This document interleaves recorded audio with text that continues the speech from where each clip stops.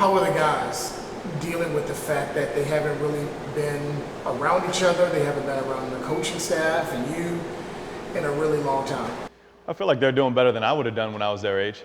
I really do. I love competition so much. I love being around the guys so much. You know, even when I was a player, and I feel like they're doing pretty well with it. You know, they're more adept to the technology than I was when I was that age, and so they're pretty good at getting on Zoom calls, and they're pretty good at text messages and phone calls and that kind of deal. But you know, they definitely want to be around.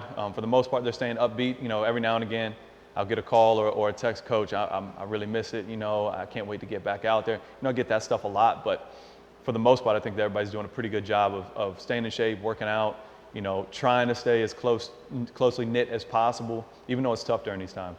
Also, you led me to my next question about how pleased are you with the development of the guys from March, because now they have to basically put together their workout plan by themselves, and you have to trust that they're going to be able to follow that plan out. I mean, we're giving them workouts, we're you know, giving stuff to them, but again, that's relying on them having equipment, them having the means to maybe get to a gym, or maybe they don't. You know, it's tough because we can never check and see exactly what everybody's doing. You know, and everyone's in the same boat, so it's not like we're at a disadvantage or something, but we don't truly know what they're able to do and what they're able to not do. So this goes back to trusting the kids and understanding that they know how important it is to be in shape, to be ready, to be big, be strong, be fast, be physical.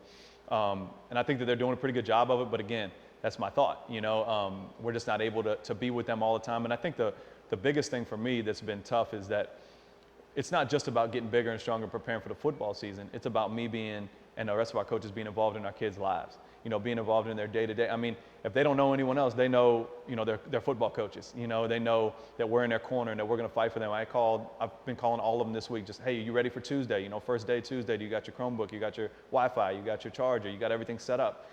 You know, that kind of stuff, because it's something that I would normally have been saying to them, you know, in person, and checking up on them in person. It's, hey, do you have all the right classes? Do you need me to help try to, you know, get you into this class or this class?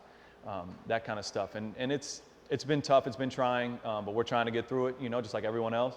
You guys were so close to making the playoffs last year. You started 5-2, you lost the last 3, I think, by less than 20 points. What was your level of optimism, let's say, last December or January? And how much, if at all, has it changed as we are in the midst of the pandemic? It's funny you mentioned it. I mean, you always think, you know, that we can do this, we can do that, and we can be as good as possible. I mean, that's what you always want to be, the best you can possibly be. I really think that we are going to have a great season this year.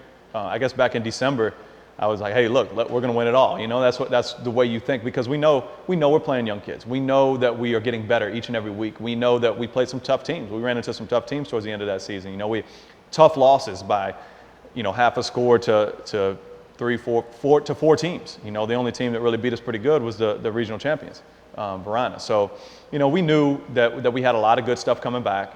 We knew that we had a good training program. We had a good strength and conditioning program.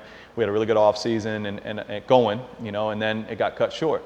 So if you ask me how confident I am now, I still feel very, very confident, but there's just so much unknown about the season that it's hard to really dive too deep into, oh, well, what are we going to do this year? You know, how good are we going to do against this opponent, that opponent? To be quite frank, I don't even know who we're playing yet this year. You know what I mean? So it's kind of like preparation could get you so far, but, you know, it's hard to prepare for what you don't know.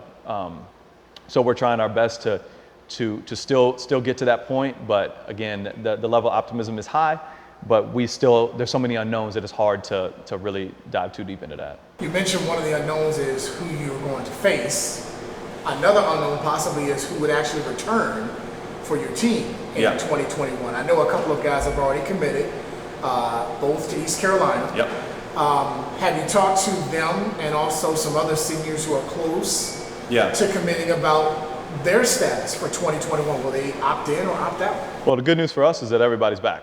That's the good news for us, is everybody's back. Our guys are committed to Matoaca High School and doing the best they can for our program and enjoying their senior year and having a great year.